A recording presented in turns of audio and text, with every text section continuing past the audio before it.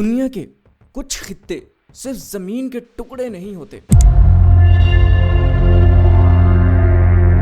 بلکہ وہ تاریخ کے ایسے دروازے ہیں جہاں سے انسانیت نے سفر کو شروع کیا تھا۔ ایک ایسی سرزمین جہاں تین براعظم آپس میں ملتے ہیں، جہاں ہر قدم کسی تہذیب کی گونج سناتا ہے۔ یہ ہے فلسطین۔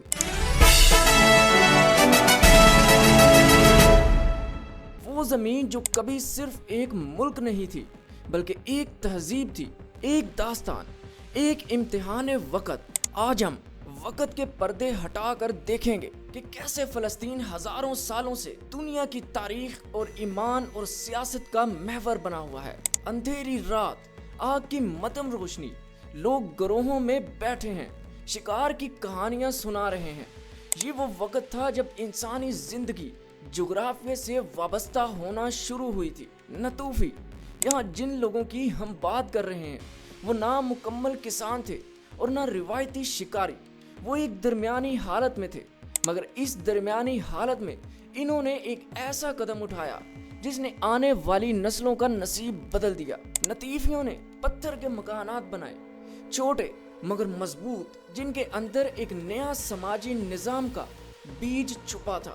خاندانوں کا جمع ہونا، اناج کی ابتدائی ذخیرہ اندوزی اور قدیم رسموں کی شروعات۔ یہ وہ لمحہ تھا جب انسان نے زمین کو عارضی ٹھکانے سے دائمی گھر میں بدل دیا۔ اریحا، وہی مشہور جیریکو، اس ترقی کی زندہ مثال ہے۔ یہاں کے آثار بتاتے ہیں کہ لوگ نہ صرف رہتے تھے بلکہ منصوبہ بندی کرتے، تعمیر کرتے اور ایک دوسرے کے ساتھ جڑے رہنے کی کوشش بھی کرتے تھے۔ کیا آپ تصور کر سکتے ہیں ایک ایسی دیوار جو نہ صرف حفاظت کرتی تھی بلکہ لوگوں کے درمیان اجتماعی کوشش کا اعلان بھی کرتی تھی؟ انسانوں کی پہلی اجتماعی شناخت یہاں کا کمیونٹی طرز زندگی، رشتوں، رسموں اور مشترکہ ورک کی عکاسی کرتا تھا، اور مشترکہ ورک نے ہمیں شہر، زراعت اور تہذیب دی، وہی چیزیں جو آج ہمارے معاشروں کی بنیاد بن چکے ہیں۔ اریحا صرف ایک جگہ نہیں تھی، ایک آئیڈیا کہ انسان بڑے پیمانے پر اکٹھا کس طرح سے ہو سکتا ہے، منصوبہ بندی کر کے مستقبل کے لیے سرمایہ لگا سکتا ہے۔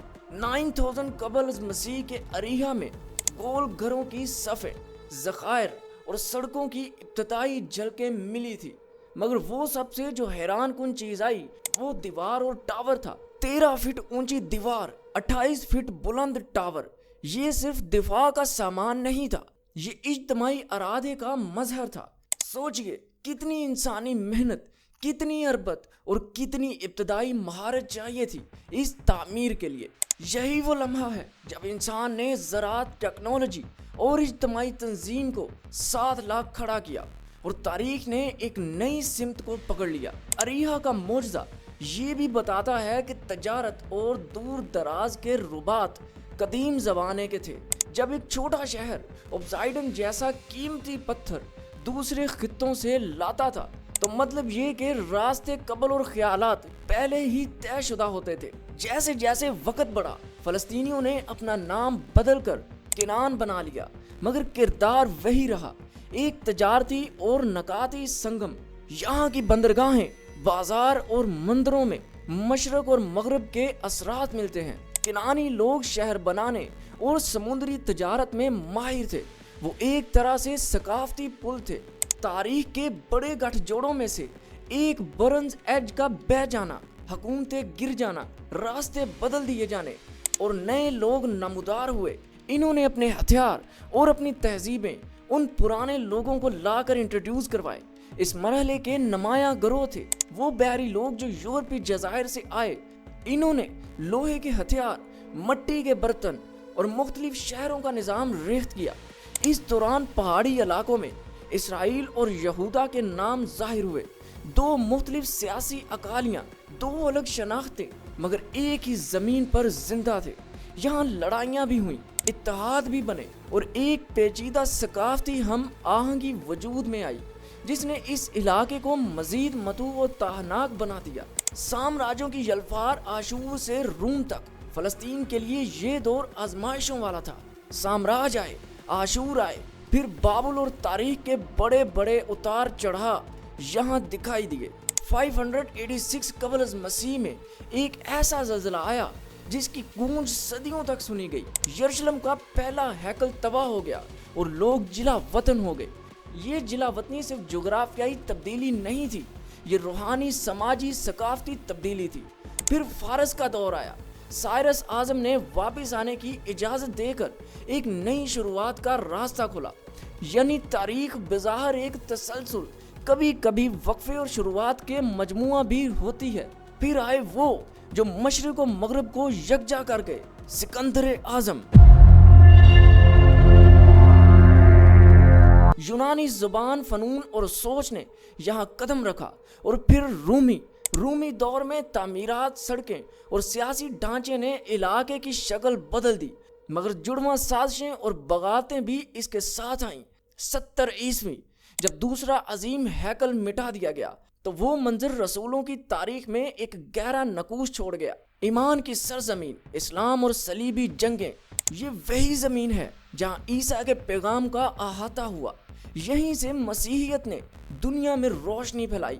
بعد ازاں جب اسلام نمودار ہوا تو فلسطین نے پھر ایک نئی روح اختیار کی۔ خلیفہ عمر کے زمانے سے لے کر اموی دور تک یہاں کی ثقافت نے اسلامی اور عرب شناخت اختیار کی۔ امویوں نے قبۃ الصخرہ اور مسجد الاقصیٰ کی عظیم عمارت بنائی، جو آج بھی نہ صرف اسلامی بلکہ عالمی تاریخ کے آئیکون میں ہے۔ مگر تاریخ نے آسان رستہ نہیں اپنایا۔ صلیبیوں کا دور آیا، جنگیں ہوئیں، خون بہایا گیا، امیدیں ٹوٹی اور پھر واپس بنی۔ اور پھر آئے اسلام کی تاریخ کے سب سے بڑے بہادر، صلاح الدین ایوبی۔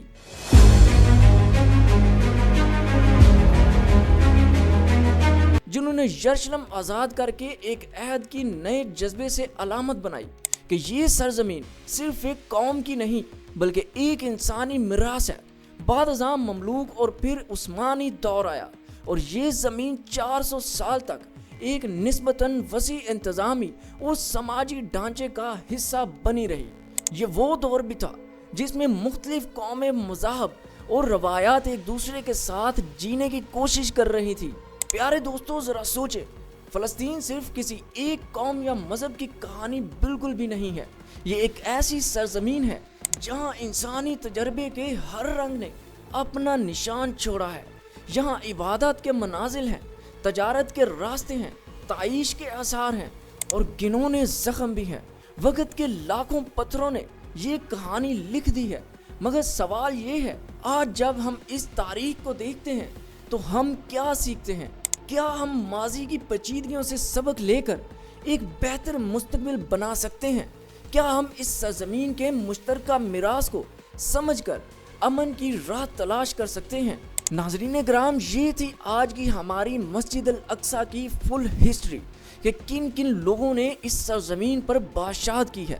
اگر آپ کو یہ سفر دلچسپ لگا تو اینسینٹ سیکرٹ چینل کو ابھی سبسکرائب کریں، گھنٹی کے بٹن کو پریس کر لیں۔ آپ اگلے تاریخی رازوں سے محروم نہ رہیں گے۔